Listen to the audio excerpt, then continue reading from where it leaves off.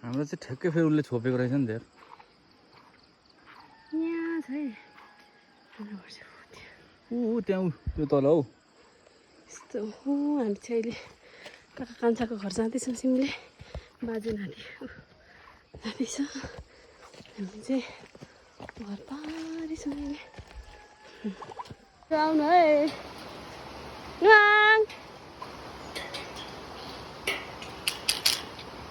बाजेले यसरी बाजेको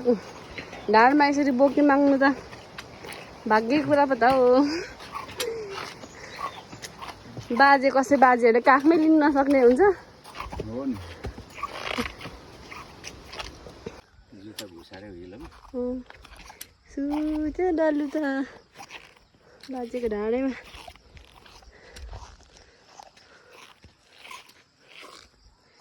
हामी चाहिँ ऊ त्यहाँबाट आएको उस्तै डाँडाबाट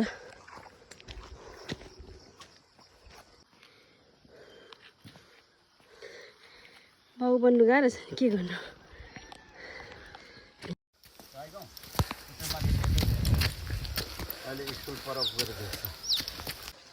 good morning view from Simle Khotang झम्पा कान्छोको घर हो पानी परिरहेको जस्तो खुसी लागिरहेको छ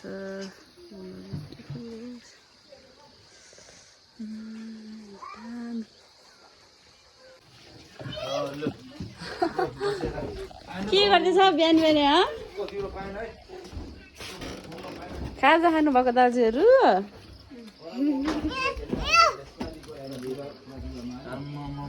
लाइनै बसेर न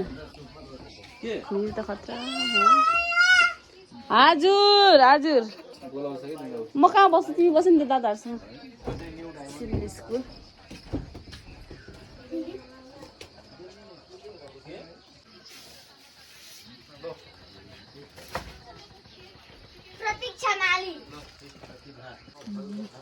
एकैछिनमा यहाँ चाहिँ घाम लाग्यो मिलमा आउनुभएको मिल्ने बाजेहरू फुटाउनु मिल कहाँको गाई भुन्डु त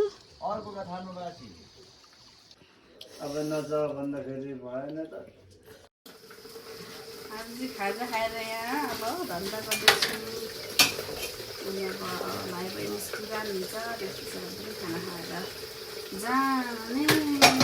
तल सानडुम्बे मुघर अनि त्यसपछि भोलि नुहाउँछ के को छ अरे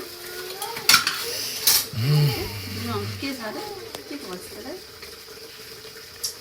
के भन्छ गाजो गोजी गाजर गुजी पाकेको मह भन्छ कि ढकन लगाएको हुन्छ नि यो चाहिँ पाकेको मह यिनीहरू चाहिँ दबाई हुन्छ यो चाहिँ यस्तो चाहिँ जो धेर खायो भने केही हुँदैन यसले यसको अलिकति बच्चा पनि रहेछ यहाँ त्यो बच्चालाई फ्याँक्ने त्यो खान्छ होइन बच्चा पनि औषधि नै हो खानको लागि अनि यो ढकन नलाएको हुन्छ कि कोही मह भर्खर लाउँदै हुन्छ नि त्यसको चाहिँ खासै त्यति काम हुँदैन कि मिठो मात्रै यिनीहरू चाहिँ यो जब यसले ढकन गर्यो यसलाई पकायो उसले आफ्नो पेटभित्र अनि भण्डारण गरेर पछि निकाल हुन्छ भनेर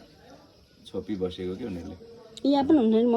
अलिअलि छ यो चाहिँ चपाएर खानेलाई दिनुपर्छ यहाँ साथीहरूलाई यसको निकाल्नु हुँदैन यो चाहिँ चपाउने मह चाहिँ छ चपाउने मात्रै छ कि अब यता चाहिँ निचोड्ने खाले छ यहाँ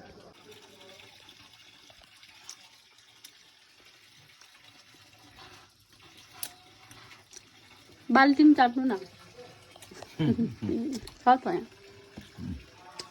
मैले यस्तो चुसेको